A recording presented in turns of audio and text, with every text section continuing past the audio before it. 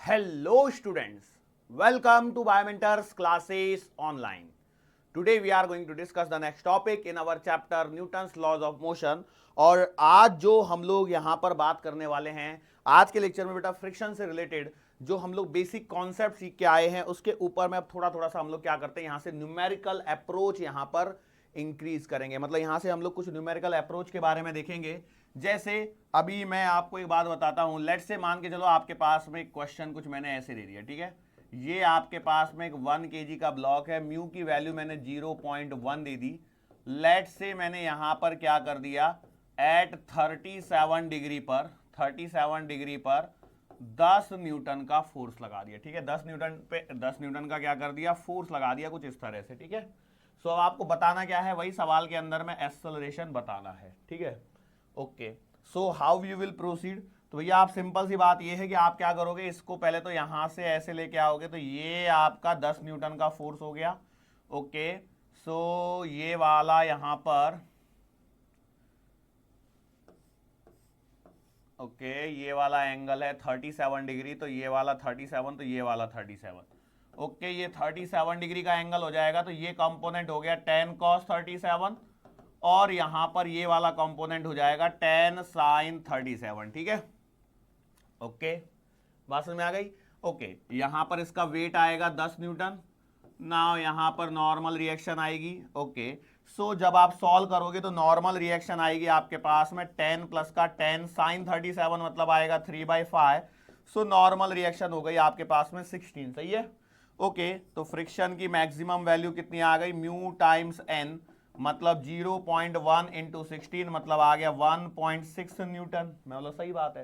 अच्छा, इसको चलाना कौन चाहता है, तो चलाना चाहता है 10 cos 37 मतलब 4/5 करोगे तो 8 न्यूटन का फोर्स इसको चलाना चाहता है, और 1.6 का रोकना चाहता है। तो एक्सेलरेशन लिखोगे 8 माइनस का 1.6 डिवाइडेड बाई 1, तो आंसर कितना आएगा, 8 में से 1.6 गए तो कितना आएगा 6.4 मीटर पर सेकेंड स्क्वायर का एक्सेलरेशन यहां पर आ जाएगा, ठीक है। चलो इसी सवाल को है ना मैं एक और सवाल बनाता हूं, फिर मैं आपसे कुछ चीज डिस्कस करूंगा।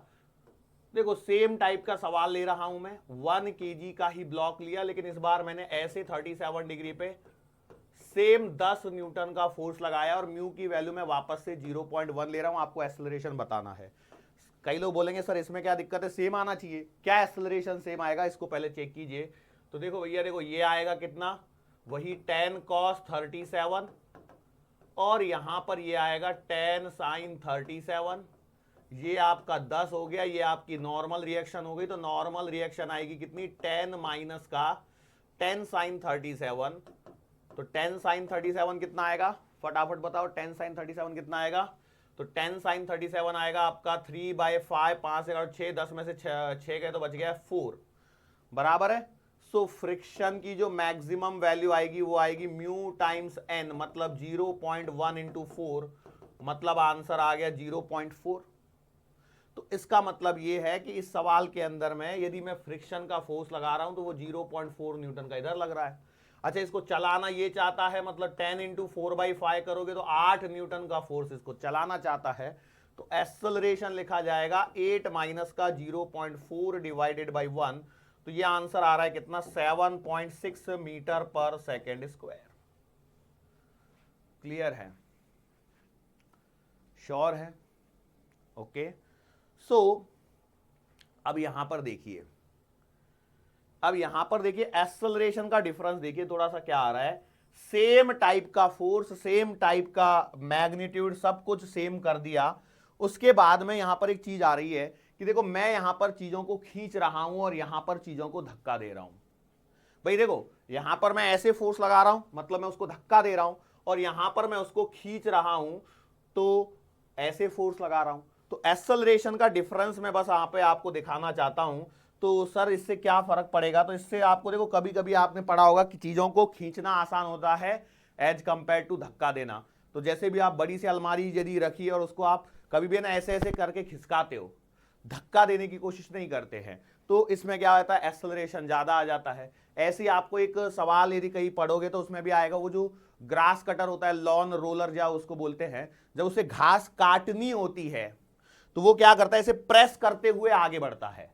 प्रेस करते हुए क्या बढ़ता है, आगे बढ़ता है, उसका रीजन ये है कि उसमें नॉर्मल रिएक्शन जो है वो आपकी बढ़ जाती है, और जब उसको चला के लेके जाना होता है तो उसको थोड़ा सा ऊपर उठा के लेके जाता है या फिर ऐसे खींचते हुए लेके जाता है, क्योंकि उस केस में नॉर्मल रिएक्शन क्या हो जाती है, कम हो जाती है। तो ये कुछ छोटे छोटे से पॉइंट मैंने यहां पर आपको डिस्कस किए। अब इन दोनों को कंबाइन कर दो, एक और सवाल बन जाएगा भाई, इन दोनों को क्या कर दो, कंबाइन कर दो और सवाल बन जाएगा। जैसे अब हम लोग क्या करते हैं, लेट से एक 1 kg का ब्लॉक पे मैंने माना, अब देखो हो सकता है डेटा सही आए अलग आए, 10 न्यूटन का ही लेके चेक कर लेता हूं, यदि गलत हुआ तो फिर हम लोग क्या करेंगे, 20 न्यूटन ले लेंगे किसी एक को, म्यू की वैल्यू वही 0.1, सवाल वही है, फाइंड द एक्सेलरेशन। ऐसे सवाल आएंगे तो बोलो क्या करोगे आप, इसको देखो पहले तो आप इसको लेके आओगे, यहां से लेकर के इस वाले को जब यहां पर लेकर आओगे तो इसका एक कंपोनेंट इधर और एक कंपोनेंट इधर, नहीं ये दोनों सेम ले लोगे तो प्रॉब्लम हो जाएगी। क्या प्रॉब्लम होगी, एक काम करो इसको 20 न्यूटन ले लो भाई पहले से ही, ठीक है, मेरे को समझ में आ गया क्या होने वाला है, तो मैं पहले से 20 न्यूटन लेके चल रहा हूं। चलो ये कितना आएगा, 20 cos 37, मतलब आएगा 4/5, 4 चौका 16 न्यूटन हो गया ये वाला, ओके।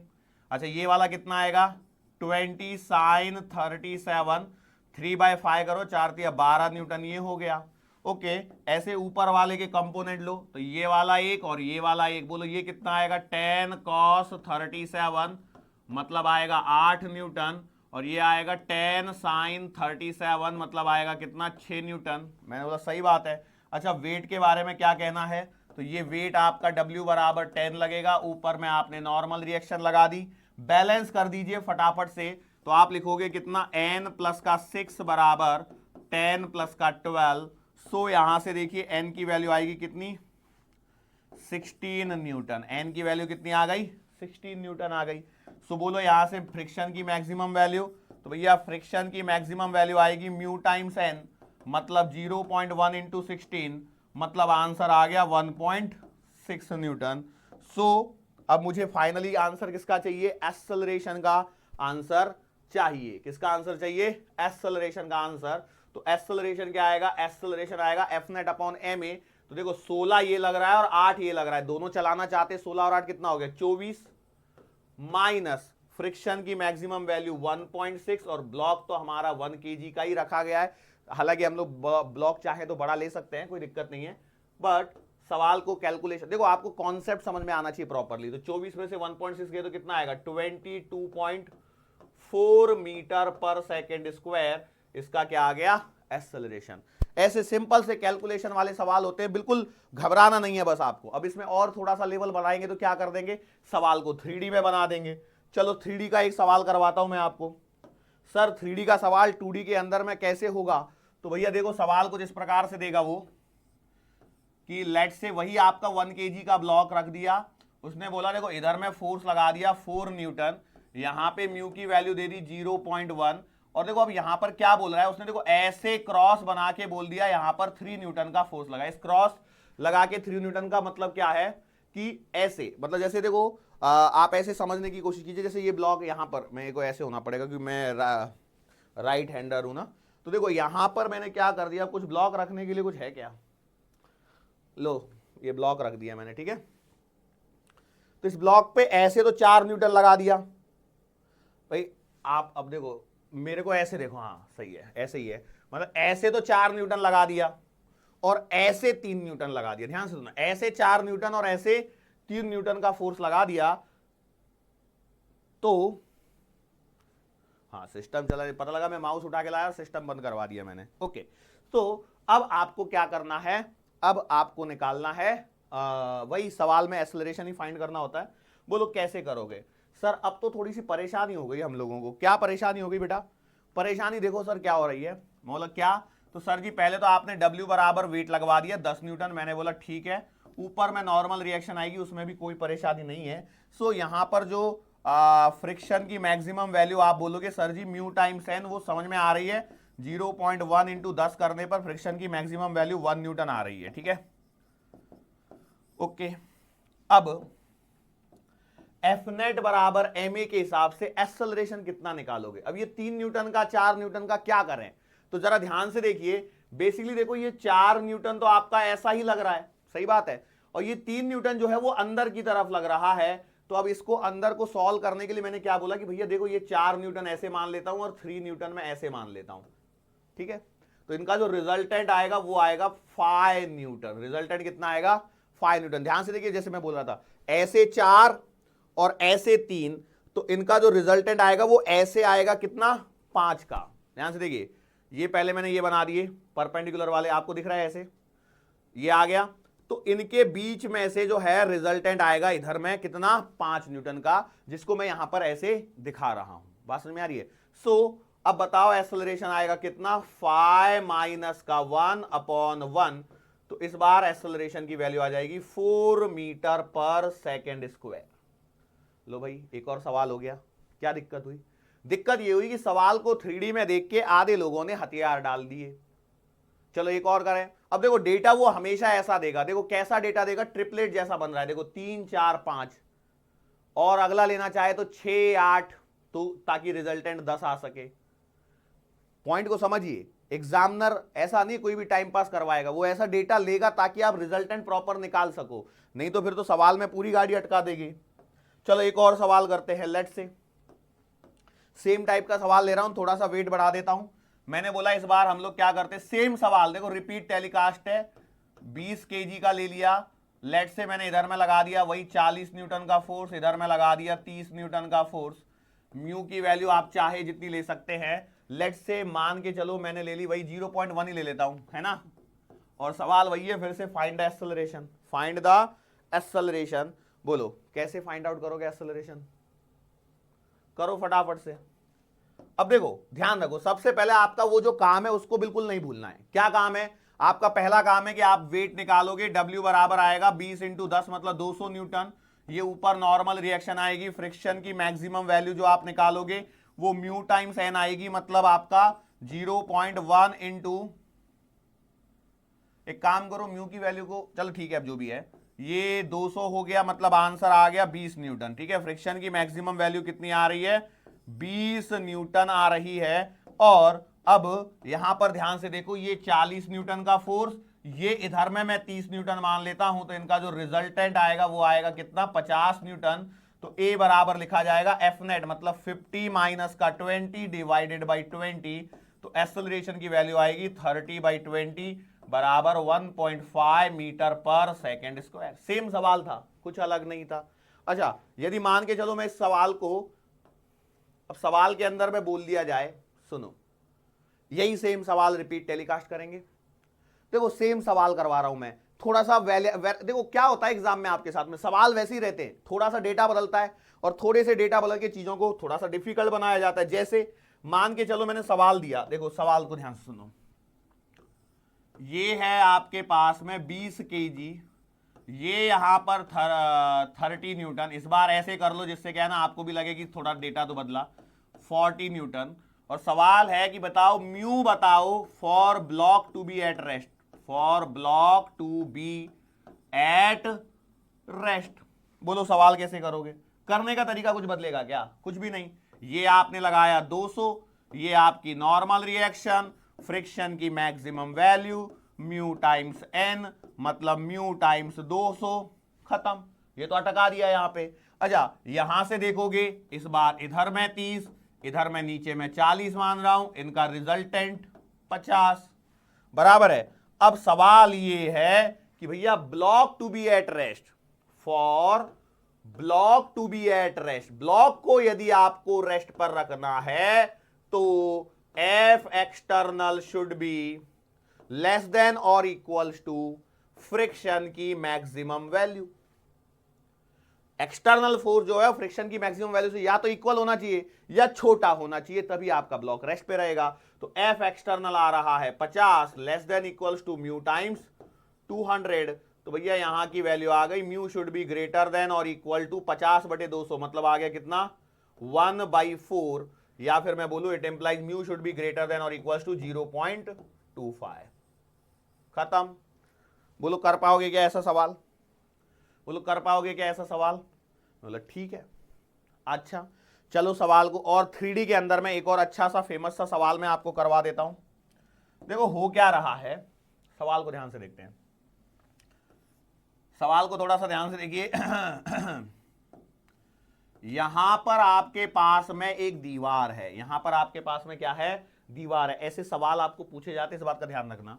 मैंने क्या किया, यहां पर एक दीवार से चिपका के मैंने 3 kg का ब्लॉक रख लिया, ठीक है, दीवार से चिपका के मैंने क्या कर दिया, एक 3 kg का ब्लॉक रख दिया, मतलब ठीक है, ओके। यहां पर कोफिशिएंट ऑफ फ्रिक्शन जो चाहिए वो ले सकते हो, 0.1 लेना है 0.1 ले लो। इस बार मैं क्या है, थोड़ा सा ज्यादा ले रहा हूं, 0.5 ले लिया। मैंने यहां पर एक 10 न्यूटन का फोर्स ऐसे लगा दिया, और यहां पर मैंने 40 न्यूटन का फोर्स ऐसे लगा दिया अंदर की तरफ में, ठीक है। 10 से काम बन जाएगा क्या? चलो ठीक है, अभी देखते हैं। 10 से काम नहीं बना तो फिर हम लोग ओके काम करो, इसको 100 न्यूटन लो, और सवाल वही है, फाइंड एक्सेलरेशन। अब मैं आपको बता दूं कि अब आप लोग है ना अटक गए होंगे, अब आप में से बहुत सारे लोग है ना इस सवाल में अटक गए होंगे।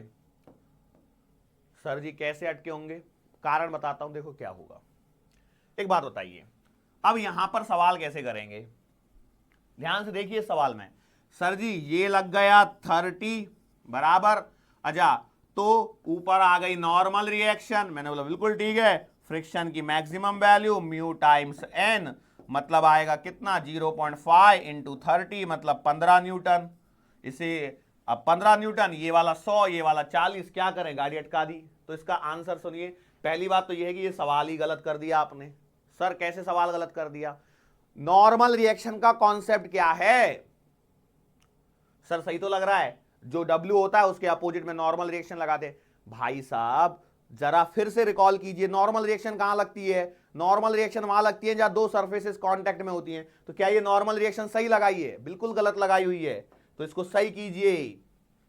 सर जी ये तो हमारे दिमाग में नहीं आया भैया, इसीलिए तो सवाल दिया ना, ये दिमाग में नहीं आएगा करके। चलो तो इसको मिटा देते हैं, चलो आ जाओ, अब ध्यान से करो सवाल को इस बार। तो इस बार देखिए, देखो ये आ गया आपका 30 न्यूटन, ये वाला फोर्स क्या चाहता है, ब्लॉक को चलाना कि रोकना? चलाना चाहता है। देखिए ये 100 न्यूटन आपने इधर से लगाया, मतलब बदले में नॉर्मल रिएक्शन इधर से लगेगी, तो नॉर्मल रिएक्शन आ गई 100 न्यूटन की, ध्यान रखना।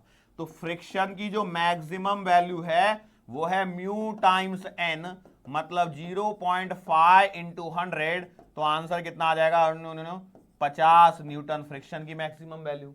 अच्छा अब इधर में आ जाइए, जरा ध्यान से देखिए, ये 30 न्यूटन और ये 40 न्यूटन, मतलब देखो ऐसे 30 न्यूटन का फोर्स लग रहा है और अंदर में ऐसे 40 न्यूटन का फोर्स लग रहा है। लग रहा है कि नहीं लग रहा है? देखो यहां पे दे रखा है, मतलब ये ऐसे दीवार पे, अब दीवार कैसे बनाऊं मैं, मान लीजिए ये दीवार है, इस दीवार के सहारे, फिर से मुझे वो उठाना पड़ेगा, चलो मैं ले लिया, ये ऐसे दीवार के सहारे ऐसे ब्लॉक रखा है, इसका मास है 3 kg।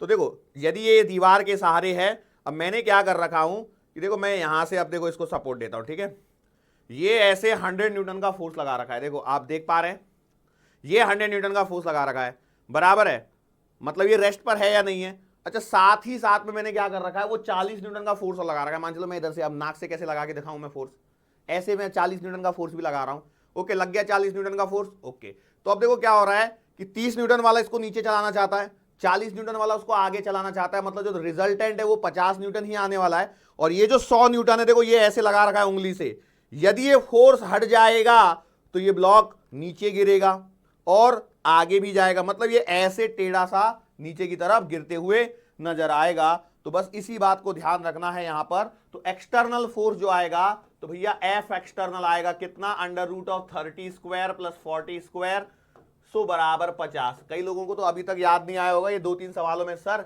ये 30-40 का 50 कैसे निकाल रहे हो?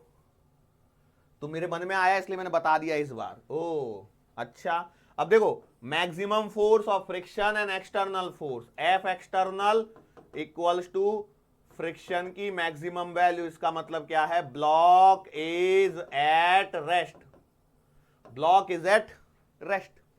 लेकिन अब यहां पर थोड़ा सा देखिए, यदि इसी सवाल के अंदर में ये 100 न्यूटन को हटा के 80 कर दूं ना, बस में 80 करते ही ब्लॉक चलने लग जाएगा, और ब्लॉक चलने लग जाएगा मतलब क्या हो जाएगा, एक्सेलरेशन आ जाएगा। चलो चाहिए तो सवाल को रिपीट कर लो आप अपने लिए, सवाल को रिपीट करना है, देखो मैं ध्यान से देखो, मैं यहीं पे छोटे से इसमें कर रहा हूं, सेम सवाल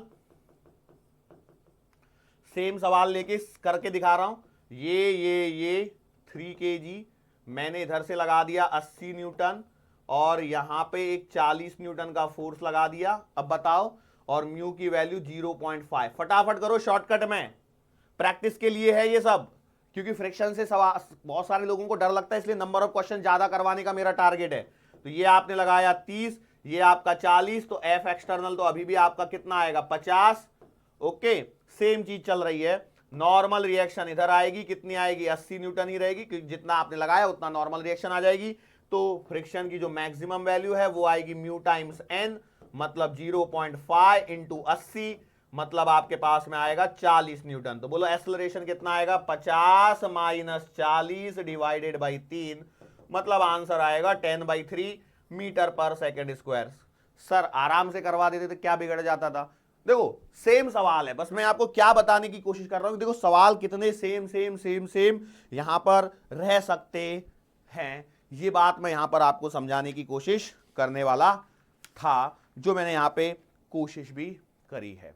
ठीक है, चलो अब देखो ये सारे जो सवाल थे वो मोस्टली आपके स्टैटिक फ्रिक्शन से रिलेटेड थे। अब हम लोग क्या करते हैं, काइनेटिक फ्रिक्शन से रिलेटेड थोड़ा से और कुछ कॉन्सेप्ट सीखते हैं, जो कि ऑलरेडी मैं आपको पढ़ा चुका हूं। बस एक बार जस्ट रिवाइज करवाने के लिए मैं बता देता हूं कि भैया काइनेटिक फ्रिक्शन जो है, अगेन वही कहानी है कि काइनेटिक फ्रिक्शन जो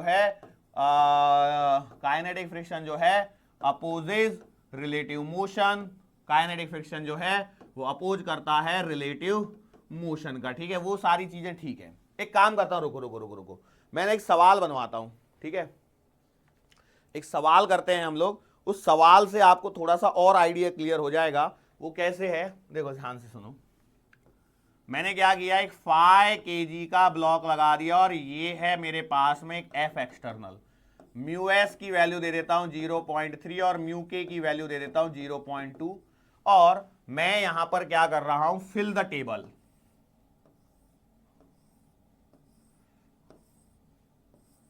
इससे क्या है ना, नंबर ऑफ क्वेश्चन ज्यादा हो जाते हैं। मतलब ये मैंने एफ एक्सटर्नल दे दिया, यहां पर फ्रिक्शन बताना है, यहां पर एक्सेलरेशन लिख दिया। मैंने एक्सटर्नल लगाया 5, 10, 15, 20, 25। ठीक है, 5 सवाल हो जाएंगे इसमें, 30 की जरूरत मुझे नहीं लगता है, 25 में काम बन जाएगा मेरे हिसाब से। हाँ 15, हाँ बन जाएगा। ठीक है, ये है सवाल, फिल द टेबल। फटाफट टेबल को फिल करना चालू करो। तो देखो सबसे पहला काम आपको क्या करना है, यहां पर 5 kg का ब्लॉक है, तो आपने बोला W बराबर आ गया 50, ये ऊपर नॉर्मल रिएक्शन आ गई, तो नॉर्मल रिएक्शन तो आपकी फिक्स हो गई 50। ठीक है, अब फ्रिक्शन की मैक्सिमम वैल्यू जो हो सकती है वो क्या है, म्यू एस टाइम्स एन, तो आपने लिख दिया 0.3 इंटू 50, मतलब आएगा 15 न्यूटन। ठीक है, ये एफ मैक्सिमम हो गया, फ्रिक्शन की मैक्सिमम वैल्यू 15 न्यूटन पॉसिबल है। अब सवाल के अंदर में ध्यान से देखो, सवाल के अंदर में टेबल फिलअप करनी है, ध्यान रखना। अब मेरा एक्सटर्नल फोर्स 5 न्यूटन का है और फ्रिक्शन की मैक्सिमम वैल्यू 15 न्यूटन है, तो बताओ फ्रिक्शन कितना आएगा। अरे एक्सटर्नल फोर्स छोटा है फ्रिक्शन की मैक्सिमम वैल्यू से, तो उस केस में क्या हो जाता है, फ्रिक्शन जो है वो एक्सटर्नल फोर्स के बराबर ही हो जाता है, मतलब ये 5 आएगा और ब्लॉक तो चलेगा नहीं। बोलो अगले सवाल में 10 करोगे तो भी सेम हो जाएगा, फ्रिक्शन इस बार 10 हो जाएगा, एक्सेलरेशन अभी भी 0। 15 के केस में फ्रिक्शन 15 हो जाएगा और इस बार भी एक्सेलरेशन आपका 0 रहेगा। इन 3 सवालों में तो कोई दिक्कत ही नहीं है। अब चौथे सवाल से थोड़ा सा आपको दिमाग लगाना पड़ेगा। अब आपका एक्सटर्नल फोर्स हो गया 20 न्यूटन, बराबर है, फ्रिक्शन की मैक्सिमम वैल्यू है 15 न्यूटन, तो इसका मतलब यह है कि एक्सटर्नल फोर्स तो ज्यादा है और फ्रिक्शन की मैक्सिमम वैल्यू 15 न्यूटन है, वो की कम है, मतलब ब्लॉक तो चलेगा। और जैसे ही ब्लॉक चलेगा तो आपका काइनेटिक फ्रिक्शन पिक्चर में आ जाएगा, तो आप काइनेटिक फ्रिक्शन निकालोगे कितना, म्यू के टाइम्स एन, तो आएगा कितना 0.2 इंटू 50, मतलब आपने निकाल दिया 10 न्यूटन। तो देखो फ्रिक्शन की जो वैल्यू आ रही है वो आ रही है 10 न्यूटन, बराबर है। तो आपने यहां पर अब फ्रिक्शन कितना हो गया 10, देखो 5, 10, 15, 15 के बाद में 10 हो गया फ्रिक्शन, देखिए 5, 10, 15, 15 के बाद में 10 हो गया। और एक्सेलरेशन क्या लिखोगे, एफ नेट 20 माइनस 10 कितना आ गया 10, 10/5, मतलब 2 मीटर पर सेकेंड स्क्वायर का एक्सेलरेशन आ गया। चलो अगले को और कर दो जरा एक बार और, 25 न्यूटन के लिए करके देखो, तो 25 बराबर, अब 25 जो है फ्रिक्शन की मैक्सिमम वैल्यू से तो ज्यादा हो गया, और 25 फ्रिक्शन की मैक्सिमम वैल्यू से ज्यादा हो गया, मतलब ब्लॉक चलेगा, ब्लॉक चलेगा तो काइनेटिक फ्रिक्शन 10 न्यूटन ही आएगा, मतलब यहां पर 10 न्यूटन आया। और एक्सेलरेशन कितना आया, 25 माइनस 10 मतलब 15, 15/5 मतलब 3 मीटर पर सेकेंड स्क्वायर आया। चलो मैं इसको क्या समझाने की कोशिश कर रहा हूं, मैं आपको बताता हूं, देखो कैसे। पहले जैसे जैसे आपका एक्सटर्नल फोर्स बढ़ता है, वैसे वैसे आपका फ्रिक्शन का फोर्स भी क्या हो रहा है, बढ़ते जा रहा है, बराबर है। लेकिन जहां पर आपका एक्सटर्नल फोर्स फ्रिक्शन की मैक्सिमम वैल्यू को क्रॉस करके आगे निकलता है, तो पिक्चर में से स्टैटिक फ्रिक्शन गायब हो जाता है और फ्रिक्शन की वैल्यू डिक्रीज हो जाती है, क्योंकि अब काइनेटिक फ्रिक्शन लगने लगता है। और ये जो काइनेटिक फ्रिक्शन है ये कांस्टेंट रहता है, ये जो काइनेटिक फ्रिक्शन है ये क्या रहता है, कांस्टेंट रहता है। तो अब यदि मैं आपसे पूछता हूं कि बताओ, draw the graph for external force versus frictional force. यहां पर ऐसे ऐसे दे दिया, ये है आपका एफ एक्सटर्नल और यहां पर है फ्रिक्शनल फोर्स। बोलो क्या होगा। तो देखो सवाल में मैंने क्या बोल रहा था, जितना एक्सटर्नल फोर्स उतना ही फ्रिक्शन फोर्स, जितना एक्सटर्नल फोर्स उतना ही फ्रिक्शन फोर्स। लेकिन ध्यान दीजिए शुरुआत में पिक्चर में कौन था, स्टैटिक फ्रिक्शन था, तो मतलब जब एक्सटर्नल फोर्स जीरो है तो फ्रिक्शन भी क्या है, जीरो ही है। अब धीरे धीरे आपका एक्सटर्नल फोर्स बढ़ने लगेगा तो फ्रिक्शन का फोर्स भी क्या होगा, बढ़ने लगेगा। और इस समय आपका जो फ्रिक्शन है वो है स्टैटिक फ्रिक्शन, बराबर है। अब एक वैल्यू ऐसी आएगी जहां पर फ्रिक्शन की मैक्सिमम वैल्यू क्या हो चुकी होगी, अचीव हो चुकी होगी। तो थोड़ा सा और बढ़ा लो, मतलब ठीक है। इसके बाद में क्या होगा, दिस इज द फ्रिक्शन की मैक्सिमम वैल्यू, जो कि आपकी स्टैटिक फ्रिक्शन की मैक्सिमम वैल्यू है। इसके बाद क्या हुआ, जहां पर इक्वल हुआ उसके बाद में ब्लॉक तो चलने लगता है, और जहां पे ब्लॉक चलने लगता है सो यहां से थोड़ा सा नीचे गया, थोड़ा सा, क्योंकि स्टैटिक फ्रिक्शन की वैल्यू थोड़ी सी ज्यादा होती है, काइनेटिक फ्रिक्शन की थोड़ी सी कम होती है, तो मैं बोला इसको थोड़ा सा नीचे गया। और इसके बाद में एक्सटर्नल फोर्स तो बढ़ रहा है लेकिन फ्रिक्शन नहीं बढ़ रहा है, और ये वाला जो फ्रिक्शन है आपका वो है काइनेटिक फ्रिक्शन। अब देखो यहां पर क्या हो रहा है ना, ये वाली जो पोजीशन है जहां पर एफ एक्सटर्नल बराबर एफ मैक्सिमम आ रहा है, इसे नाम दिया जाता है इंपेंडिंग स्टेट। क्या नाम दिया जाता है, इंपेंडिंग स्टेट। इंपेंडिंग स्टेट का मतलब है block is just about to move, जहां पर एक्सटर्नल फोर्स और स्टैटिक फ्रिक्शन की मैक्सिमम वैल्यू क्या हो गई है, इक्वल हो गई है। मतलब इसी को हम लोग यदि इसके बेसिस में देखें तो ये है आपका लिमिटिंग फ्रिक्शन। ये क्या हो गया है, लिमिटिंग फ्रिक्शन हो गया है। और ये जो है आपका ये है काइनेटिक फ्रिक्शन, जो कि थ्रू आउट क्या रहता है, कांस्टेंट रहता है। बात समझ में आ गई। तो देखो स्टैटिक फ्रिक्शन एक्सटर्नल फोर्स पे डिपेंड करता है, काइनेटिक फ्रिक्शन एक्सटर्नल फोर्स पे डिपेंड नहीं करता है, ये थ्रू आउट क्या रहता है, कांस्टेंट रहता है। ये बात आपको समझ में आ जानी चाहिए। इसका मतलब यहां पर आपका ये जो छोटा सा टॉपिक है वो मैंने यहां पर आपको समझाने की पूरी कोशिश करी है। चलो हम लोग और आगे बढ़ते हैं और एक सवाल और करते हैं, जिससे क्या, देखो जब तक सवाल नहीं करोगे तब तक आपको चीजें शायद ऐसा लगेगी थोड़ी सी कि कहां जा रही हैं, क्या सर कराने की कोशिश कर रहे हैं, कुछ समझ में नहीं आ रहा है। मतलब ठीक है कोई बात नहीं, चलो हम लोग आगे बढ़ते हैं और एक छोटी सी हेडिंग डालते हैं जिसे हम लोग कहते हैं एंगल ऑफ फ्रिक्शन। क्या कह रहा हूं मैं, एंगल ऑफ फ्रिक्शन। अगली हेडिंग है एंगल ऑफ फ्रिक्शन। चलो एंगल ऑफ फ्रिक्शन की आपने हेडिंग डाल ली। अब देखो एंगल ऑफ फ्रिक्शन है क्या, कैसे हम लोग बताने की कोशिश करते हैं, जरा ध्यान से देखते हैं। मैंने क्या बोला कि लेट्स से यहां पर आपके पास में एक एम मास का ब्लॉक है, मतलब ठीक है, इस एम मास के ब्लॉक पर आपने एक एक्सटर्नल फोर्स लगा दिया, ये बात सही है। अच्छा इधर में एक्सटर्नल फोर्स लगाया है, मतलब डेफिनेटली फ्रिक्शन का फोर्स इधर लगा होगा। इसका नीचे W बराबर mg वेट लग रहा होगा, इसमें कोई शंका है, बिल्कुल शंका नहीं होनी चाहिए। और इसकी नॉर्मल रिएक्शन ऊपर आ रही है। बोलो ये सब चीजें ठीक है, मतलब सही बात है। अब यहां पर हम लोग क्या बोल रहे हैं कि ये जो एंगल ऑफ फ्रिक्शन है इसको कैसे डिफाइन किया गया है, तो हम लोग क्या बोलते हैं, ये जो फ्रिक्शन का फोर्स है F और ये जो नॉर्मल रिएक्शन है N, इनका एक रिजल्टेंट आया है R। ये जो रिजल्टेंट है नॉर्मल के साथ में जो एंगल बनाता है उसे बोला जाता है एंगल ऑफ फ्रिक्शन। ध्यान सुनना, मैंने क्या बोला, द एंगल ऑफ फ्रिक्शन, जिसे हम लोगों ने लैम्बडा से रिप्रेजेंट किया। एंगल ऑफ फ्रिक्शन क्या है? Angle of friction is the angle made by the resultant of frictional force and normal reaction with the normal. ओ सर लैंग्वेज कुछ ज्यादा डिफिकल्ट नहीं है, लिख के दे देता हूं। देखो यहां पे लिखता हूं, angle of friction is the angle made by, किसने बनाया? रिजल्टेंट ऑफ, किसने बनाया? रिजल्टेंट। किनका रिजल्टेंट? फ्रिक्शन एंड नॉर्मल के रिजल्टेंट ने बनाया। Resultant of friction and normal किसके साथ बनाया?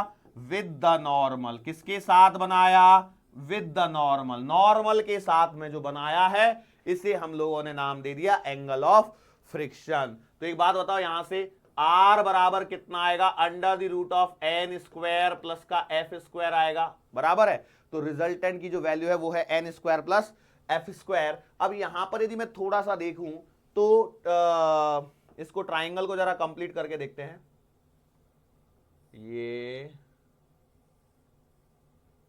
ये एंगल है लैम्बडा, ये है n, ये है f, tan theta opposite upon adjacent. Okay, so यहां से देखिए tan लैम्बडा बराबर आता है f by n। So it implies, I can see that lambda बराबर आता है tan inverse of f by n। हो सकता है कभी भूले भटके आपको ये सवाल पूछ ले। अच्छा, इसके अलावा एक और रिलेशन कि भैया f बराबर n टाइम्स tan लैम्बडा, इस पे सवाल पूछ ले। तो एंगल ऑफ फ्रिक्शन में कंफ्यूज नहीं होना है, इस बात को ध्यान रखना। एंगल ऑफ फ्रिक्शन में कंफ्यूज नहीं होता है। तो फ्रिक्शन की जो वैल्यू है यहां पर, फ्रिक्शन फोर्स जो आ रहा है वो कितना निकल के आ रहा है? n times tan lambda, where lambda is the angle of friction. आगे चल के आपको एंगल ऑफ रिपोज आएगा, थोड़ा सा सब्र रखिए, आपके सामने सारी चीजें क्लियर हो रही है। चलो अब हम लोग क्या करते हैं, अब ये जो फ्रिक्शन है it can be either static और काइनेटिक। भैया ये जो फ्रिक्शन है वो स्टैटिक भी हो सकता है और काइनेटिक भी हो सकता है। तो इसकी वैल्यू कैसे निकालेंगे? ये जो लैम्बडा है सर ये तो ठीक है, यहां पर ऐसे हो रहा है, लेकिन सवालों में फ्रिक्शन ही निकालना है तो यार मैं फ्रिक्शन तो पहले मेरे को म्यू पता होना चाहिए, उसका और इनका क्या तालमेल है। सवाल को ध्यान से सुनना, मैं क्या सवाल बनाने की कोशिश कर रहा हूं? मैं सवाल बनाने की कोशिश कर रहा हूं कि देखो एक m मास का ब्लॉक था, इस पर आपने एक्सटर्नल फोर्स इधर लगाया, तो जाहिर सी बात है कि फ्रिक्शन इसका रिलेटिव मोशन का अपोज करेगा। मतलब फ्रिक्शन चाहेगा कि ये दोनों हमेशा साथ में बने रहें। यदि ये दोनों साथ में बने रहने के लिए फ्रिक्शन अपना फोर्स उधर लगा देगा। अब ये फ्रिक्शन का फोर्स लग कितना रहा है ये तो मुझे अभी तक मालूम नहीं है, लेकिन मान के चलो मुझे मालूम है इस पर्टिकुलर सवाल के लिए, तो मैं नॉर्मल रिएक्शन निकाल सकता हूं, ये सारी चीजें कैलकुलेट कर सकता हूं। लेकिन जो हमारे पास में रियल सवाल होंगे वहां पर तो ये सारी चीजें नहीं होंगी ना, कि होंगी? बिल्कुल नहीं होंगी। तो फिर मैं कैसे करूंगा? तो मैंने बोला कि देखो सवालों में जो फ्रिक्शन लगते हैं, ये जो फ्रिक्शन लग रहा है ये कौन सा फ्रिक्शन लग रहा है, स्टैटिक है या काइनेटिक है, क्या मुझे मालूम है? मुझे नहीं मालूम है। तो इस केस में मैं क्या करूंगा, तो मैंने बोला कि हमारे पास में दो कंडीशन बन सकती हैं। कौन कौन सी दो कंडीशन बन सकती हैं भैया? एक कंडीशन बन सकती है, let's say if frictional force is static. मान के चलो मैंने बोल दिया कि जो फ्रिक्शन का फोर्स है वो है स्टैटिक।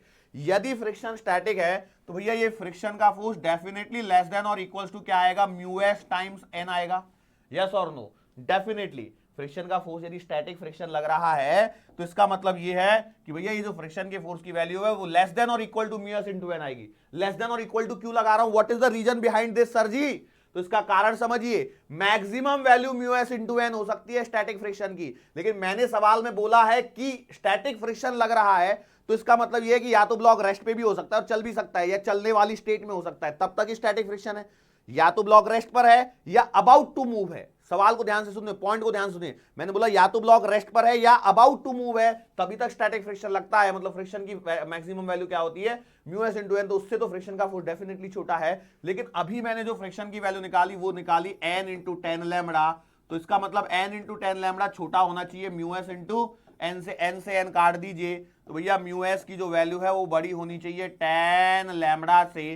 तो इसका मतलब ये है, मैं सही कर रहा हूं ना, एन से एन कटा तो म्यू बड़ा होना चाहिए, म्यू एस बड़ा होना चाहिए। ओके, सो लैम्बडा की वैल्यू छोटी होनी चाहिए tan inverse of mu S से। सो भैया ये आ गया एंगल ऑफ फ्रिक्शन। तो लैम्बडा छोटा या इक्वल होना चाहिए टेन इनवर्स म्यू एस के। लेकिन क्या होगा यदि फ्रिक्शन जो है, फ्रिक्शनल फोर्स जो है वो काइनेटिक है, मतलब इस बार काइनेटिक फ्रिक्शन लग रहा है, तो अब आप जानते हैं काइनेटिक फ्रिक्शन तो कांस्टेंट होता है, तो आपने बोला एफ के बराबर म्यू के इंटू एन आ जाएगा, तो आप लिखोगे एन इंटू टेन लैम्बडा बराबर म्यू के into N, N N cancel, तो लैम्बडा का आंसर आ जाएगा टेन इनवर्स ऑफ म्यू के। तो इसका मतलब यह है कि भैया ये जो एंगल ऑफ फ्रिक्शन आ रहा है, यदि सवाल में स्टैटिक फ्रिक्शन लग रहा है तो angle of friction tan inverse mu S से छोटा या उसके इक्वल होना चाहिए, और यदि सवाल में अब काइनेटिक फ्रिक्शन लगने लग जाएगा तो ये वैल्यू टेन इनवर्स म्यू के बराबर हो जाएगी। बात समझ में आ रही है? Are you getting my point? अच्छा, ये जो मैं बात कर रहा हूं एंगल ऑफ फ्रिक्शन की, ये बात करी जा रही है आपकी हॉरिजॉन्टल सरफेस पे। किस पे बात करी जा रही है? हॉरिजॉन्टल सरफेस पे। अब आगे चल के देखो, हम लोग, मैं एक और चीज आपको सिखा रहा हूं, वहां से आपको ऐसा लगने लगेगा कि कंफ्यूजन हो रहा है। ओ माय गॉड, जब आप पहले से ही बोल रहे हो तो हमारे तो दिमाग ने छाप लिया कि अब तो कंफ्यूजन होने ही वाला है। देखो क्या होता है ना, कई लोग पहले से खुद से पढ़ के रखते हैं एक्स्ट्रा चीजें, तो उन लोगों को थोड़ी सी परेशानी होती है कि ये एंगल ऑफ फ्रिक्शन और ये एंगल ऑफ रिपोज में डिफरेंस क्या है। तो ये देखो, सबसे पहली बात तो ये है कि एंगल ऑफ रिपोज तब काम में आता है जब आपका ब्लॉक जो है, कोई ब्लॉक जो है ऑन इंक्लाइन प्लेन होता है, किसी इंक्लाइन प्लेन पे आपका एक ब्लॉक रखा होता है, तब ये क्या होता है, एंगल ऑफ रिपोज काम में आता है। मतलब सर जी मैं आपको समझाने की कोशिश करता हूं। देखो ये है, यहां पर आपका एक ब्लॉक रखा था, ठीक है, ये सरफेस थी स्मूथ, ये सरफेस थी क्या, स्मूथ। अब हुआ क्या, स्मूथ नहीं सॉरी, ये सरफेस है फ्रिक्शन वाली सरफेस है, मतलब ठीक है। तो अब आप जानते हैं कि भैया इसका mg लगेगा नीचे। अब मैंने क्या बोला कि यहां पर है ना ऐसी दो सरफेसेस है, मान के तो एक के ऊपर एक सरफेस है, उसके ऊपर में ये ब्लॉक रखा है। ये जो ऊपर वाली सरफेस है इसे उठाया जा सकता है, और मैं उठाते गया उठाते गया उठाते गया और थीटा एंगल तक उठा दिया, और थीटा एंगल तक जब मैंने उठा दिया तो सिचुएशन ऐसे आ गई, ये वो स्टेट है इस एम मास के लिए जहां पर ये ब्लॉक अबाउट टू मूव हो गया। मतलब क्या है, चलने ही वाला है, इसको थोड़ा और ऊपर लेके गया तो ये ब्लॉक सड़क के नीचे आ जाएगा। मतलब ये वो पोजीशन है थीटा एंगल पे, मैंने क्या बोला, ये वो पोजीशन है जहां पर ब्लॉक चला नहीं है बट चलने वाला है। ध्यान से सुनना, मैं क्या बोल रहा हूं, चीजों को ध्यान से सुनना। देखो यही छोटे छोटे से पॉइंट्स होते हैं जो आपके कॉन्सेप्ट को मिसकॉन्सेप्ट में लेके चले जाते हैं। मतलब मैंने क्या बोला है, पहले देखो वो क्या थी, जैसे एक तख्ता लगा दिया आपने, तख्ता का मतलब समझ में आता है, लकड़े का एक पट्टा है, उस पर आपने एम मास का एक ब्लॉक रख दिया। अब आपने क्या किया, अब देखो तख्ता है, इसका मतलब उसमें फ्रिक्शन तो है ही है, हाँ फ्रिक्शन तो है ही है। अब उसको आपने धीरे धीरे धीरे धीरे उठाने लगे, धीरे धीरे उठाने लगे, ब्लॉक अपनी जगह पे फिक्स है, वो सरक नहीं रहा है, बराबर है। अब एक पोजीशन ऐसे आई कि आपको लगा कि बस ये चलने ही वाला है, तो आप वहीं पे रुक गए। जैसे उसने थोड़ी सी हलचल करी, आपने क्या कर दिया, वहीं पे रुक गए। तो अब ये जो एंगल बना है ये है थीटा, ये जो एंगल बना है ये है थीटा। इस एंगल को बोला जाता है एंगल ऑफ रिपोज। इस एंगल को क्या बोला जाता है, एंगल ऑफ रिपोज। यहां पर ब्लॉक क्या है, अबाउट टू मूव है, और मैं कह सकता हूं रेस्ट पर ही है, चलने वाला है लेकिन चला नहीं है। तो इस केस में आप बोलोगे भैया जी ये आ गया आपका mg, ये आएगा mg cos थीटा, बराबर है ये थीटा, ये आएगा mg sin थीटा, ये आएगी नॉर्मल रिएक्शन। तो आप सवाल के अंदर में बोलोगे नॉर्मल रिएक्शन आएगी mg cos थीटा, बराबर है। अच्छा, फ्रिक्शन की मैक्सिमम वैल्यू आएगी म्यू एस टाइम्स एन, तो आपने रख दिया mu S M G cos theta. बात समझ में आ गई? So this is the maximum possible value of friction. अच्छा, अब यहां पर क्या बोला गया है कि इस ब्लॉक को चलाना कौन चाहता है? इस ब्लॉक को mg sin थीटा चलाना चाहता है, और फ्रिक्शन की मैक्सिमम वैल्यू है mu S mg cos theta, जो इसे रोकना चाहती है। तो भैया मैंने बोला कि भैया ब्लॉक जो है वो रेस्ट पर है, ब्लॉक जो है वो रेस्ट पर है। इसका मतलब ये है कि जो mg sin थीटा की वैल्यू है, ध्यान से सुनना, mg sin थीटा की वैल्यू जो इसे चलाना चाहती है डेफिनेटली लेस देन या इक्वल टू है, या तो छोटी है या इक्वल टू है। सर हम तो अबाउट टू मूव वाले में मतलब इक्वल टू ही है ना, मैं बोला यस वो इक्वल टू है, वो बात सही है, लेकिन इससे छोटा नीचे ही रुक जाते आप तो भी तो नहीं चलता था, लेकिन उस केस में भी mg sin थीटा होता है, बस थीटा वेरिएबल है यहां पे, इस बात को ध्यान रखना। तो mg sin थीटा जो है वो लेस देन है या इक्वल टू है फ्रिक्शन की मैक्सिमम वैल्यू के, मतलब mu S mg cos theta के। कई लोग इसमें कंफ्यूज हो गए होंगे, इस लाइन को मैं डबल लिख देता हूं, mg sin थीटा जो है वो छोटा है या इक्वल टू है mu S mg cos theta के। क्या ये बात समझ में आ गई? बोलो क्या काटोगे यहां पे? mg से mg कट जाएगा, cos थीटा इधर आ जाएगा, तो क्या बनेगा? sin theta upon cos theta बनेगा, तो ये आएगा tan थीटा जो है वो लेस देन और इक्वल्स टू क्या होना चाहिए? म्यू एस होना चाहिए। जो tan थीटा की वैल्यू निकल के आ रही है वो म्यू एस से छोटी होनी चाहिए, तभी आपका ब्लॉक जो है वो क्या रहेगा? रेस्ट पर रहेगा। या मैं बोलूं ये जो थीटा निकल के आ रहा है that should be less than और equals to tan inverse of mu S for block to be at rest, और इस एंगल को बोला जाता है एंगल ऑफ रिपोज। मतलब एंगल ऑफ रिपोज किसी इंक्लाइंड प्लेन के लिए वो एंगल होता है जहां पर आपकी बॉडी इंक्लाइन प्लेन पर मोशन शुरू कर सकती है। ध्यान सुनिए, मैंने क्या बोला कि एंगल ऑफ रिपोज वो एंगल होता है जहां पर किसी इंक्लाइन प्लेन पे, अब ये जो एंगल है वो किसका एंगल है? एंगल ऑफ प्लेन है, एंगल ऑफ प्लेन है, उस प्लेन के लिए है। तो वहां पर आपकी बॉडी क्या है? अभी रेस्ट पर है, अबाउट टू मूव वाली सिचुएशन, मतलब यदि थीटा की वैल्यू इससे बड़ी हो गई तो आपकी बॉडी जो है वो इस पे चलना चालू कर देगी। ओ, इसका मतलब तो सर टेढ़ा काम है। अब यदि ये चलना चालू करेगी तो जैसे मान के चलो, जैसे मैं मान के चलो सवाल कर देखता हूं, देखो ठीक है, सवाल के थोड़ा सा देखिए, सवाल नहीं अभी भी थोड़ा सा डेरिवेशन का ही पार्ट है कि मान के चलो थीटा बराबर 37 डिग्री आया किसी उसके लिए, तो इसका मतलब है म्यू की वैल्यू कितनी आएगी? tan थीटा, मतलब tan 37 मतलब कितना आ गया? 3/4 मतलब आ गया 0.75, बराबर है। तो इसका मतलब यह है कि इस सरफेस के लिए यदि एंगल 37 डिग्री है तो म्यू की वैल्यू 0.75 है। दोनों में से कोई एक ही चीज देगा वो, बात समझ में आ रही है? यदि बोल के दिया है कि भैया ये एंगल ऑफ रिपोज है, लेकिन यदि इसी प्लेन पर, अब मान के चलो ये प्लेन का एंगल मैंने क्या किया, यहां से बढ़ा दिया और मैंने 45 डिग्री कर दिया, तो क्या होगा? अब 45 डिग्री पर तो ये m मास का ब्लॉक क्या कर जाएगा? चल जाएगा। चल जाएगा कि नहीं चल जाएगा? मैंने बोला बिल्कुल सही बात है। इसका मतलब ये है कि यदि क्या हो जाए कि थीटा की वैल्यू ग्रेटर देन आ जाए, थीटा की value greater than tan inverse mu S हो जाए, तो क्या होगा? क्या होगा? तो सर जी होगा ये कि हम एक बार फिर से डायग्राम बनाते हैं और आपको समझाने की कोशिश करते हैं। अब ये थीटा नया वाला है, चाहिए तो आप इसे थीटा डैश नाम दे दीजिए थोड़ी देर के लिए, जिससे आपको समझ में आए। तो अब हुआ क्या, देखो ये m मास का ब्लॉक, ये नीचे mg लगा दिया आपने, ये क्या आएगा? mg cos थीटा डैश में ध्यान से लगा रहा हूं जिससे क्या है ना कि बाद में गड़बड़ी रही हो, mg sin थीटा डैश, बराबर है। अब क्या होगा कि भैया ये नॉर्मल रिएक्शन आएगी, वो सब कहानी ठीक है, लेकिन इस बार ये ब्लॉक जो है वो चलने लगेगा इस डायरेक्शन में, मतलब इस बार आप यहां पे क्या आ जाएगा? एक्सेलरेशन आ जाएगा। क्या आ जाएगा? एक्सेलरेशन आ जाएगा। और एक्सेलरेशन आ जाएगा तो अब इसका मतलब है फ्रिक्शन स्टैटिक ना रहते हुए क्या हो जाएगा? काइनेटिक हो जाएगा। Now the friction is not a static friction, block चलने लग गया है, और ब्लॉक चलते ही फ्रिक्शन कौन सा हो जाएगा? काइनेटिक हो जाएगा। और काइनेटिक फ्रिक्शन होते ही बताओ एफ नेट बराबर एम ए लगा वहां पे, तो भैया देखो ध्यान से देखिए उस पे, ये यहां पर बना के दिखा रहा हूं, ये है ऐसे, देखो mg साइन थीटा इसे चलाना चाहता है, इस डायरेक्शन में चलेगा, मतलब एक्सेलरेशन इधर, और क्या फ्रिक्शन इधर लगेगा जो कि काइनेटिक होगा, यस और नो, बिल्कुल सही बात है।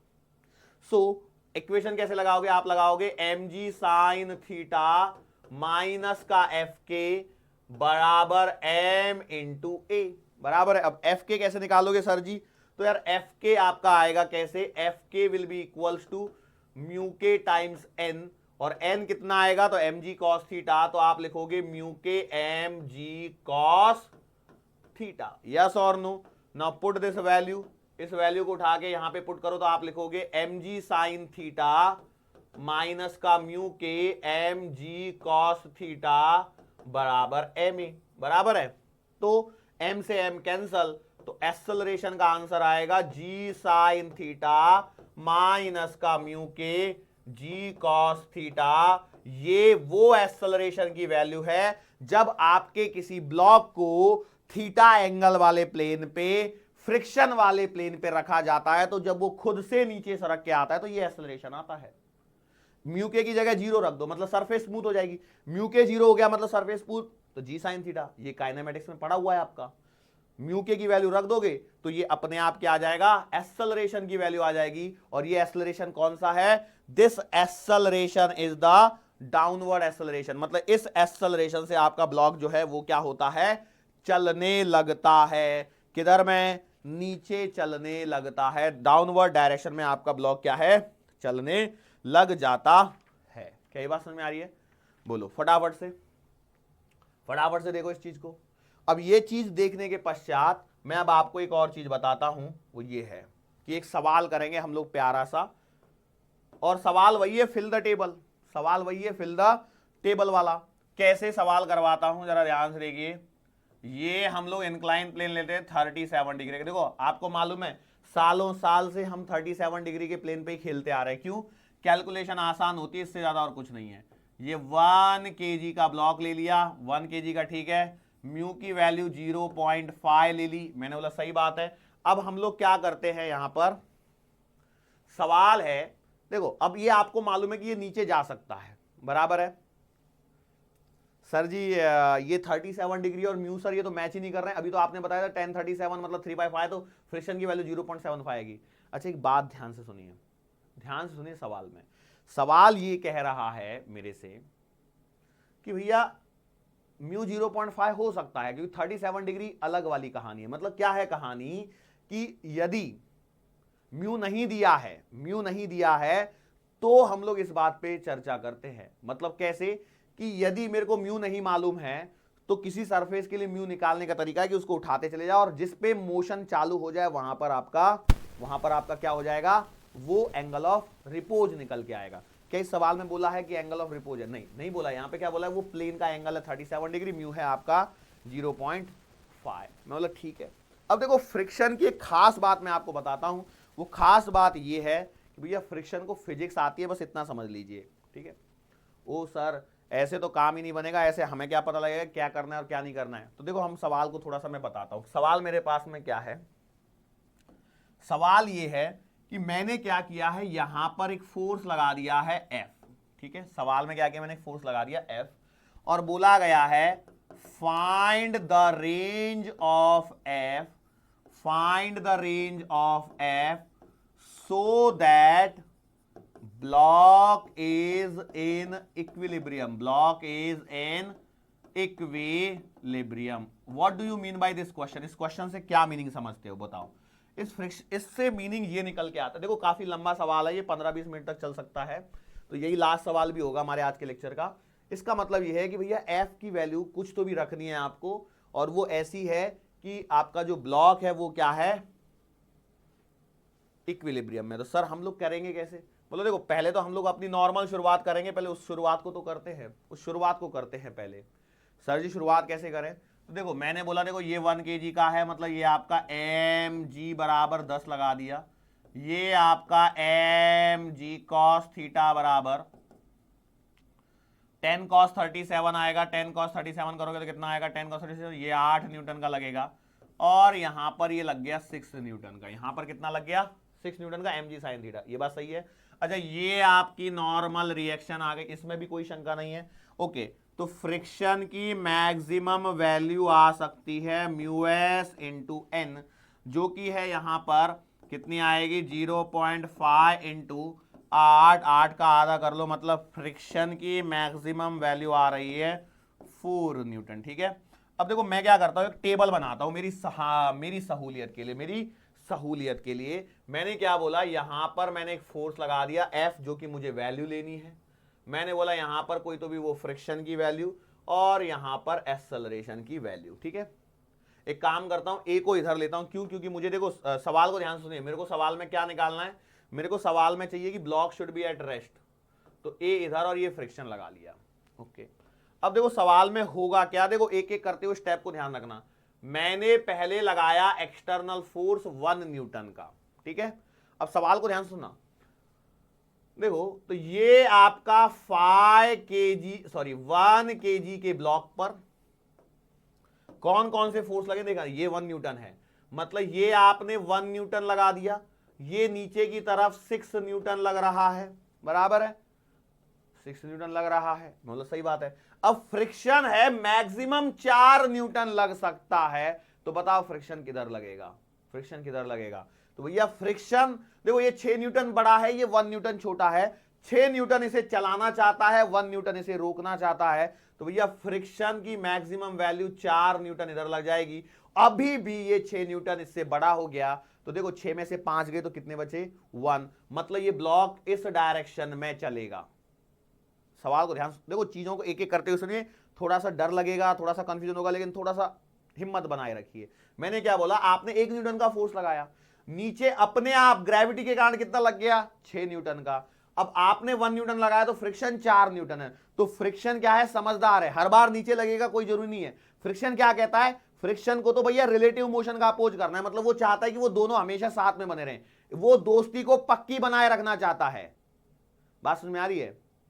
ओके, तो 1 न्यूटन 4 न्यूटन ये हो गया 5 न्यूटन, ये 6 न्यूटन, तो भैया नेट फोर्स इधर आ गया कितने का 1 न्यूटन, तो एक्सेलरेशन इधर आएगा, बोलो एक्सेलरेशन कितना आएगा 6 माइनस का 5 अपॉन 1, मतलब आएगा 1, एक्सेलरेशन आएगा 1 और फ्रिक्शन आ गया 4।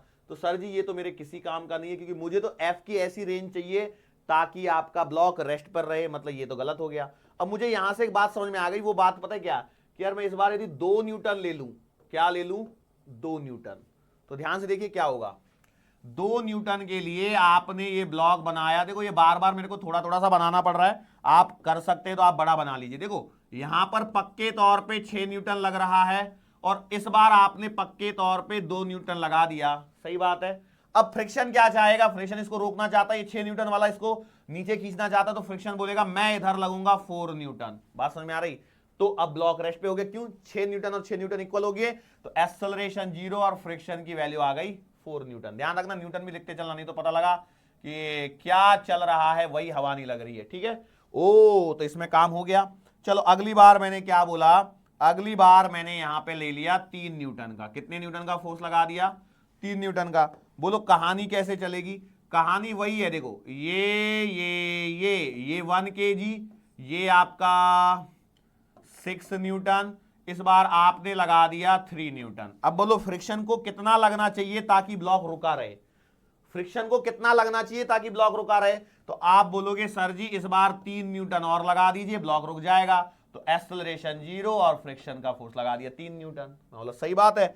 अरे सर ये तो अब आसान लगने लग गया, पहली बार ही थोड़ा डिफिकल्ट लगा था, पहली बार डिफिकल्ट लगा था ना, अब हलवा लग रहा है। ओके, लगना भी चाहिए। अच्छा हलवा लग रहा है चक्कर में वो नोटबुक मत खा जाना, 4 न्यूटन लगा दिया। बोलो 4 न्यूटन कैसे लगाओगे, तो मैंने बोला देखो ये 1 केजी, यहां पर आपका 6 न्यूटन, वो तो हमेशा ही लगते रहेगा, ये कभी नहीं बदलेगा। तो अब क्या हो जाएगा, अब आपने 4 न्यूटन का फोर्स लगा दिया। ठीक है, अब बताओ फ्रिक्शन कितना लगना चाहिए रोकने के लिए, तो आप बोलेंगे सर सिंपल सी बात है 2 न्यूटन का लगा दो, तो भैया इस बार फ्रिक्शन हो गया 2 न्यूटन, ब्लॉक अभी भी रेस्ट पर। चलो आगे आ जाओ, थोड़ा सा दिमाग लगाते चलो। मैंने बोला इस बार मैंने फोर्स लगा दिया 5 न्यूटन। ठीक है, चलो 5 न्यूटन पे कैलकुलेशन करते हैं। अब ये थोड़ा थोड़ा क्या नीचे होते चले जाएगा, तो एक काम करता हूं, इसको हटा दूं क्या यहां से, क्योंकि फ्रिक्शन की मैक्सिमम वैल्यू 4 न्यूटन अभी याद होनी चाहिए। ठीक है, इस पर्टिकुलर सवाल के लिए। तो मैंने क्या बोला, देखो ये 5 न्यूटन वाला सवाल मैं यहां पे कर रहा हूं, ये 1 kg, ये नीचे 6 न्यूटन, ये तो लगने ही लगने वाला है, ठीक है। अब यहां पर क्या हो रहा है भैया, देखो आपने लगा दिया 5 न्यूटन, बोलो फ्रिक्शन कितना लगना चाहिए, तो फ्रिक्शन लगना चाहिए 1 न्यूटन, तभी आपका रुकेगा। देखो हमेशा एक्सटर्नल फोर्स में ऊपर लगा रहा हूं और फ्रिक्शन वाला नीचे लगा रहा हूं, जिससे आप डायग्राम में भी सही कर पाए। तो भैया इस बार फ्रिक्शन है आपका 1 न्यूटन और ये है 0, भर तो यही रहा हूं ना, ब्लॉक तो रेस्ट पर है। चलो अब मैं क्या बोलता हूं आपको अगली बार में, अब मैंने आपसे इस बार बोल दिया फ्रिक्शन लगा दिया मैंने 6 न्यूटन का, बोलो 6 न्यूटन का, सॉरी एक्सटर्नल फोर्स लगा दिया। अब क्या होगा, अब क्या होगा, कुछ नहीं। देखो मैं इसको यहां पे बना लेता हूं, यहीं पे छोटे से में बन जा रहा है 1 kg में, ये आपका 6 न्यूटन लग गया, बराबर है। एक्सटर्नल फोर्स जो है वो मैंने लगा दिया 6 न्यूटन का, बराबर है। बताओ फ्रिक्शन लगाने की जरूरत है क्या, फ्रिक्शन समझदार आदमी है वो बोलेगा मैं क्यों लगाऊं, जब तुमने ही आपस में निपटा लिया मामला, तो वो भी 0, एक्सेलरेशन तो 0। अब यहां से आगे देखिए कहानी में थोड़ा सा ट्विस्ट सा आपको दिखने लगेगा, वो ट्विस्ट क्या है, इस बार मैंने लगा दिया एक्सटर्नल फोर्स 7 न्यूटन का। अब 7 न्यूटन का फोर्स लगाने के पश्चात आपने बोला देखो ये 1 kg, ये 6 न्यूटन लग ही रहा था, ठीक है, इसमें तो कोई शंका ही नहीं। अब आपने लगा दिया यहां पर 7 न्यूटन का, तो सोचो अब क्या हो जाएगा, अब ऊपर 7 न्यूटन बड़ा हो जाएगा क्या, देखो 7 न्यूटन बड़ा हो गया, 6 न्यूटन छोटा हो गया, मतलब अब ब्लॉक ऊपर सरकना चाहेगा। लेकिन फ्रिक्शन समझदार आदमी है, फ्रिक्शन को फिजिक्स आती है, वो बोलेगा मैं ऊपर काहे लगूं, अब मैं नीचे लग के इसको रोकने की कोशिश करूंगा और वो 1 न्यूटन नीचे लग जाएगा। तो अब फ्रिक्शन की वैल्यू 1 न्यूटन हो जाएगी और ब्लॉक अभी भी रेस्ट। बोलो अब समझ में आ रही है कहानी क्या हो रहा है। अब बताओ मुझे बार बार डायग्राम बनाऊं क्या, सर जी हम गरीबों का मजाक मत उड़ाओ, बनाते चलो डायग्राम, क्या दिक्कत है, कौन सा पेन घिसेगा, बोला चलो ठीक है आपकी बात को मानते हुए 8 न्यूटन। चलो 8 न्यूटन के लिए मैं क्या करता हूं, थोड़ा सा इस वाले को फिर से इधर बना देता हूं। देखो ये 1 kg, ये नीचे लग गया आपका 6 न्यूटन, ध्यान से देखते चलिए। अब देखो एक्सटर्नल फोर्स जो है वो है मेरा 8 न्यूटन, तो देखो 6 न्यूटन छोटा 8 न्यूटन बड़ा, तो अब ब्लॉक ऊपर सरकने की कोशिश करेगा, तो फ्रिक्शन बोलेगा नहीं मैं ऊपर नहीं सरकने दूंगा, मैं रोकूंगा, तो फ्रिक्शन अपने आप को इस डायरेक्शन में लगाएगा। तो इस बार देखिए आपका 2 न्यूटन आएगा, ये 0 हो जाएगा। तो देखो फ्रिक्शन मैक्सिमम 4 न्यूटन से ज्यादा लगना नहीं है, तो अब आपको समझ में आ गया होगा। अब मैं आगे नहीं भी करूं तो काम चलेगा, जैसे मैंने अगला लिया 9 न्यूटन, तो बोलो कितना आएगा, ये 0 और ये 3 न्यूटन। चलो अगला ले लेता हूं 10 न्यूटन, बोलो क्या हो जाएगा, 0 और 4 न्यूटन। अब यहां पर बैलेंसिंग वाली सिचुएशन हो जाएगी, मैं इसको बना लेता हूं, देखो इसको बना लेता हूं 1 kg पे, ये नीचे 6 लग गया, ओके। अब देखो यहां पर आपका एक्सटर्नल फोर्स आपने 10 न्यूटन लगाया, फ्रिक्शन बोलेगा कि मैं इधर 4 न्यूटन लग जाता हूं, 6 और 4 10, मिला मिला के कहानी खत्म। अब जैसे ही मैं यहां पर 11 न्यूटन लगाता हूं, तो अब क्या हो जाएगा, फ्रिक्शन तो 4 न्यूटन ही लग सकता है, फ्रिक्शन तो 4 न्यूटन ही लग सकता है।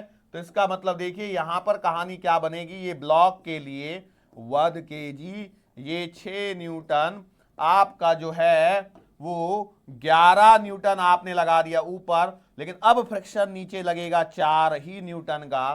तो अब बताओ क्या हो जाएगा, इस बार 11 बड़ा है, 6 और 4 10, तो 11 में से 10 गए तो 1 न्यूटन, तो एक्सेलरेशन आएगा 1 मीटर पर सेकेंड स्क्वायर। तो ये कहानी आ गई। बताओ रेंज कहां से कहां तक है, रेंज क्या है इक्विलिब्रियम की, तो आप बोलोगे सर जी रेंज देखो, रेंज जो है वो इस जगह से लेकर के इस जगह तक आ रही है, मतलब देखो ये वाला इंक्लूडेड है और यहां पर ये वाला इंक्लूडेड है, मतलब 2 न्यूटन से लेकर के 10 न्यूटन तक की इसकी रेंज है। क्योंकि वो 10 से थोड़ा भी ज्यादा होगा, 10.25 भी कर दिया तो ब्लॉक तो चलने लग जाएगा, और 2 से थोड़ा भी छोटा 1.25 भी लोगे तो भी ब्लॉक क्या करेगा, चलेगा। और इसका मतलब रेंज जो आपको मिली वो मिली 2 से लेकर के 10 न्यूटन तक।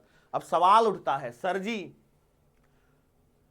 15 मिनट में आपने यहां पे सवाल सॉल्व किया है, आपको कुछ लगता है हमारे स्टूडेंट की फीलिंग कुछ है कि नहीं है, एग्जाम में 15 मिनट इस सवाल पे यदि हम खराब करेंगे तो आप सोचिए 15 मिनट में हम बायो के 15 सवाल नहीं कर डालेंगे, 15 क्या 20 कर डालेंगे कम से कम, तो हमारे तो नंबर वैसे ही चले जाएंगे। ये सवाल क्यों करेंगे, हम तो छोड़ के आएंगे। मैं बोला देखो ध्यान से देखिए, अब मैं सवाल का देखो 5 मिनट और लूंगा ज्यादा से ज्यादा आपका, अच्छा, आज के लेक्चर को आपको 2 बार 3 बार देखना पड़ेगा, मैं एक सही बात बता रहा हूं, पहले से बता रहा हूं। हो सकता है कोई बंदे को एक ही बार में समझ में आ जाए, लेकिन जिनको नहीं समझ में आया 2 या 3 बार आपको लेक्चर देखना ही पड़ेगा। थोड़े से कैसे वो 3D वाले जो फोर्सेस लगा दिए, तो थोड़ा कॉन्सेप्ट देखो, शुरुआत के जो फ्रिक्शन के 1-2 लेक्चर होते हैं ना वो थोड़े से डिफिकल्ट लगते हैं। अब आपको आज देखो सवालों में थोड़ी सी प्रैक्टिस लगने लगी कि जब मैंने एक इतनी बड़ी टेबल बना दी एक ही सवाल के लिए, तो एक ही सवाल को 10 बार घस दिया, तो अब तो बनेगा ही, अब वो क्या बनेगा ही बनेगा। तो देखो सवाल को ध्यान से देखो, हो क्या रहा है बेसिकली। देखो मैं सवाल को एकदम प्रॉपरली अब सिस्टमैटिक लेके आता हूं। अब देखो इससे क्या हो जाएगा, कई लोग बोलेंगे सर पहले ये करवा देते थे, तो मैं आपको बता देता हूं ये ना कराने के पीछे का रीजन, वो धीरे धीरे हमें भी पता लगता है, सॉरी हमें पता लगता है, मतलब आपको भी ऐसे लगेगा, ये mg cos थीटा, ये mg sin थीटा बराबर, ये तो हमेशा ही लग रहा है। अब यहां पर आप जरा ध्यान से देखिए क्या किया था, आपने लगाई थी नॉर्मल रिएक्शन, फ्रिक्शन की मैक्सिमम वैल्यू जो आ रही है वो आ रही है म्यू टाइम्स एन, मतलब आ रहा है म्यू mg cos थीटा बराबर है। और ये आपका यहां पर आपने क्या करना है, ये एक्सटर्नल फोर्स F लगाना है, ठीक है, मैंने बोला ठीक है। अब जरा ध्यान से देखो क्या हो रहा है कि पहले जब F छोटा है तो आप क्या कर रहे हो कि भैया ये F जो है वो कितना आना चाहिए और लास्ट में क्या होना चाहिए। तो पहले जब F छोटा है तो फ्रिक्शन जो है वो आपका पहले इधर लगवा रहे हो, और बाद में जब ये दोनों इक्वल हो जाए उसके बाद ये बड़ा होने लग जाए तो आप फ्रिक्शन को इधर लगा रहे हो। तो आप जरा ध्यान से देखिए, क्या एक बार आप ऐसे नहीं कर रहे हो mg sin थीटा माइनस का म्यू mg cos थीटा कर रहे हो, ध्यान से देखो, क्योंकि ब्लॉक को रेस्ट पे रखना है, तो f प्लस का म्यू mg cos थीटा बराबर mg sin थीटा कर रहे हो, मतलब f बराबर mg sin थीटा माइनस का म्यू mg cos थीटा कर रहे हो। और अगली बार में जब ये वैल्यू बड़ी होने लग जा रही है तो फ्रिक्शन अपने आप नीचे आ गया, मतलब आपका ये लग जा रहा है mg sin थीटा से लेकर के म्यू mg cos थीटा तक। अब देखो इन वैल्यूज को चेक करके देख लो, this is the range, this is the range, this is the range, this is the range. बोलो सवाल समझ में आया?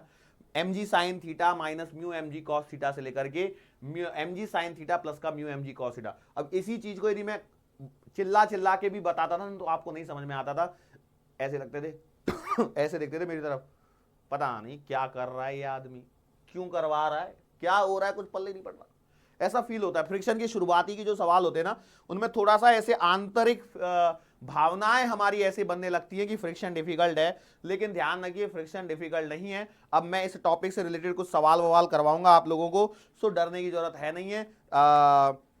फिर आगे जो है हम लोग अपने इस पे बढ़ जाएंगे, क्या बोलते हैं, फ्रिक्शन को टेंशन के साथ में, मतलब वैसी सारी कहानी चल रही है। देखो हमने जो फोर्सेज को शुरुआत किया तो फोर्स का classification non contact, contact, weight, फिर नॉर्मल रिएक्शन, फिर टेंशन, आगे थे कि नहीं आगे थे।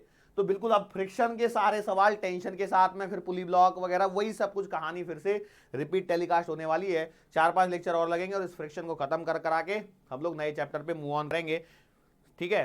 सो आज के लिए तो बेटा हम लोगों को यहाँ पे रुकना पड़ेगा। अच्छा, आज के लेक्चर में हम लोगों ने क्या क्या इंपॉर्टेंट कॉन्सेप्ट सीखे उसको 5 मिनट में जरा रिवाइज कर लेते हैं। पहला हम लोगों ने सीखा angle of friction. Angle of friction क्या था? Angle of friction was the angle made by the resultant of normal reaction and friction. Friction force और नॉर्मल रिएक्शन का जो रिजल्टेंट आ रहा है उसने नॉर्मल रिएक्शन से कितना एंगल बनाया है उसे बोला गया था एंगल ऑफ फ्रिक्शन, जो कि आ रहा था लैम्डा, जो कि tan इनवर्स म्यू एस के बराबर ही आ रहा था। ये हम लोगों ने देखा। उसके बाद आया angle of repose. Angle of repose क्या है? एंगल ऑफ रिपोज वो एंगल ऑफ रिपोज है जहां पर जो किसी इंक्लाइन प्लेन के लिए लिखा जाता है, और जब इंक्लाइन प्लेन के लिए लिखते हैं तो वहां पे क्या होता है, कंडीशन क्या बन के आती है कि भैया एंगल ऑफ इन रिपोज जो है वो एंगल है जिसके लिए किसी प्लेन पर कोई बॉडी अपने आप मूव करने लग जाती है, और जब अपने आप मूव करने लग जाती है मतलब मूव करना स्टार्ट करती है तो एंगल ऑफ रिपोज है, और उससे ज्यादा यदि हो जाए एंगल तो बॉडी नीचे आ जाएगी, सरक के नीचे सरक के आ जाएगी, तो उसका जो एक्सेलरेशन आएगा वो आएगा जी साइन थीटा माइनस का म्यू जी कॉस थीटा। बहुत ही इंटरेस्टिंग वाली बात आप देखिए, यदि आपको याद होगा तो इसमें से m को हटा दीजिए, जी साइन थीटा माइनस का G mu G cos theta बराबर है, यही लिखा है कि नहीं लिखा है? आ जाओ, किधर गया वो सवाल, क्लियर है? इसमें से भी जी कॉमन निकाल के साइन थीटा माइनस का म्यू के कॉस थीटा।